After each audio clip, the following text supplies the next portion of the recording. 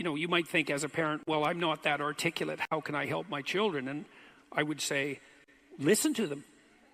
And if you don't understand what they're telling you, ask them some questions and get them to represent what they're attempting to communicate clearly. You can do people a world of good by listening to them. There's almost nothing you can do for someone that is more productive and generous than to listen to them. And I can tell you a little strategy. This is a good one. This is also from Carl Rogers. This is a very good strategy. You try this with your wife or your husband. You could make this a rule. It's about the only psychological technique that I know that actually works, because most of what constitutes psychological technique is too sophisticated to boil down into something like a procedure, without it becoming false. But this works. So imagine, here's the rule. I'm going to listen to you. We're discussing some problem we want to solve. I'm going to listen to you. And then I'm going to wait till you tell me that you're done talking, right? So you've said what you have to say. And I'm going to leave that up to you. And then I'm going to tell you what you just told me. But here's the rule. You have to agree with my formulation. And so what are you doing then? Well, first of all, say you talk to me for 10 minutes and then I reflect back to you what you said. I'm not going to take 10 minutes to do that. I'm going to have reduced it to its gist. It's sort of like extracting the punchline out of a joke, right? I mean, if you go tell someone else about a conversation that you had, you don't duplicate the whole conversation. You reduce it by some mysterious means to its essence, and you communicate that. And so one of the things you do for someone, if you do this, is to reflect back to them the essence of what they said. And if you get that right, they're pretty damn happy with you, because part of what they're trying to do when they're communicating is to reduce what they're communicating to its essence. And then if you allow them to be the determining judge of whether or not what you reflect back is accurate, then you also indicate to them extraordinarily clearly that you actually listened and understood. And even if you're arguing with someone, they're so thrilled that you did that half of their annoyance with you will disappear right there and then. They think, oh my God, you actually listened. And I had people in my clinical practice who'd never been listened to ever in their life by anyone.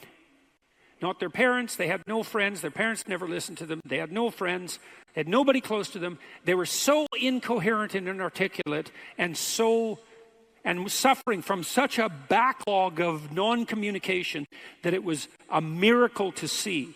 And it would take those people thousands of hours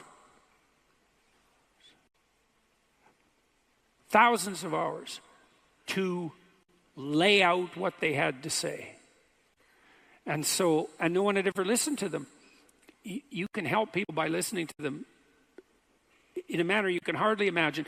Because what you're doing when you're listening to them is you're actually allowing them to speak themselves into existence in some real sense. Why are they talking to you? Because they want to get something straight. And why don't they just do that by themselves? It's because most people can't do that by themselves. In fact, I don't know if anybody can really do it by themselves. We think by talking. And even when we think by ourselves, we talk. It's internalized. It's still a dialogue. Almost everyone thinks by speaking. And so if they have no one to listen, then they can't think. And if they can't think, then they fall into a pit. And so if you listen, then you facilitate their thinking, and you can encourage them to speak and think. By your careful attention, you can indicate your careful attention by your capacity to reflect and summarize. So you try that. Try that in your life. Just every time you listen to someone from now on, it's like they go off on some communicative tangent. You say, this is what I think you said. Did I get it right? And maybe they say, well, no, not exactly. Here's what I really meant. There might be some puzzling about the precise meaning of the utterance, but I'll tell you, man, people will be thrilled with you if you can do that. And they will. Here's something else that's ridiculously cool about this. If you're bored by people, you are not listening to them. If you listen to them, they will get so interesting that you want to run away from them. Because if you listen to people, they will tell you everything. And that's really something, because once people start to reveal themselves, they get so interesting that it's almost unbearable. It's one of the things I loved about being a clinician, because I could listen to people, and they would tell me who they were, and wow, that was quite the trip, man, because people are very strange and mysterious and remarkable, and even simple people, you know, who weren't sophisticated in any philosophical sense, who weren't educated. Man, if you could get them telling their story, they're so damn interesting that it was unbearable. And you'll know people so well if you listen to them, because they will tell you who they are, and they'll be so happy with you that you're there to allow them to think things through, to facilitate that process. They'll flock to you, and you'll learn so much. It's so useful, and this is such a good technique. This works so well, and you can learn it pretty quickly, and you can implement it, you know, in your own relationship. That's the rules. Like, you get to talk, I'll tell you what you said until you agree with my summary. Then it's my turn. You do the same. Rogers said, if you do that with your partner, your wife or your husband, you'll find that 80% of what you're arguing about will vanish just as a consequence of the process. And then what you'll have left is the actual problem, you know, because you guys might be working out a real problem. But at least you'll only be working out the problem. You won't be facing the consequences of failure to communicate. And you'll have also signaled to each other that, in a deep sense, that each of you are acting out the proposition that what the other has to say is worth attending to. And there's nothing that people need and want more than to be attended to. Attention is everything. That's why advertisers pay for it. Because why in the world would you take 6-year-old kids and get them to sit without moving for 5 hours? Unless you want them to grow up fat and stupid, why in the world would you train them to do that? Well, it's easier. That's one thing. You know, and when they're sitting there, there's nothing disruptive about the rough and tumble play, and that can be quite, you know, play can be quite disruptive. So anyways, most of these kids are reasonably well socialized by the time they're the age of 4, using one mechanism or another. They learn how to regulate their aggression, and they learn how to engage in fictional play structures with other kids. They learn how to cooperate and compete. And the advantage to having a well-socialized, disagreeable person is that they really don't let much get in their way. So if you can get a kid who's disagreeable socialized, that person can be quite the creature, you know, because they're very forward-moving in their nature and very difficult to stop. But if you don't get them successfully domesticated, tamed, roughly speaking, by the time they're 4, their peers reject them. And that's a big problem, because your job as a parent is to make your child socially desirable by the age of 4. Like, you want to burn that into your brain, because people don't know that. That's your job. And here's why. It's easy if you think about it carefully. So you imagine you've got a 3-year-old child, so sort of halfway through that initial period of socialization, and you take that child out in public. Okay, what do you want for the child? Who cares about you? What do you want for the child? You want the child to be able to interact with other children and adults so that the children are welcoming and smile and want to play with him or her, and so the adults are happy to see the child and treat him or her properly. And if your child's a horrible little monster because you're afraid of disciplining them or you don't know how to do that properly, then what they're going to do is they're going to experience nothing but rejection from other children and false smiles from other parents and adults. And so then you're throwing the child out there into a world where every single face that they see is either hostile or lying. And that's not something that's going to be particularly conducive to the mental health or the well-being of your child. If your child can learn a couple simple rules of behavior, like don't interrupt adults when they're talking too much, and pay attention, and try not to hit the other kids over the head with the truck any more than is absolutely necessary, then, and share and play properly, then when they meet other kids, the kids are going to try out a few little play routines on them, and that's going to go well, and then they're going to go off and socialize each other for the rest of their lives. Because that's what happens, is that from 4 years old onwards, The primary socialization with children takes place among other children.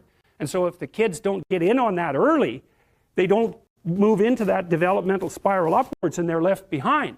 And you can imagine how terrible that is, because a 4-year-old will not play with another 4-year-old who's 2.